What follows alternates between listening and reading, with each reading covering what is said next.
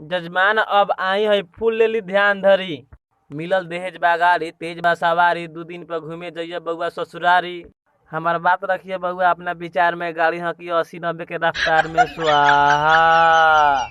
जजमान फूल लेली ले में दहेज ना कैला परहेज तू बड़ा पार्टी ले ला पाची तेल डाल बेतार गड़िया चढ़ चढ़ फाटी स्वाहा।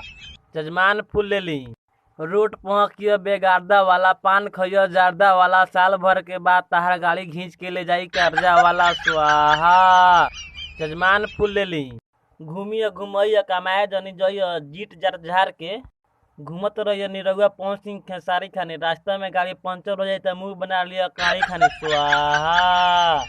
जजमान फूल लेली बउआ तू घबड़िया जन धीरा गाड़ी चलइया जन साच बात कहतानी तारा से दुटुकी हाथ गोड़ मुंह चाहे जितना फूटी स्वाहा।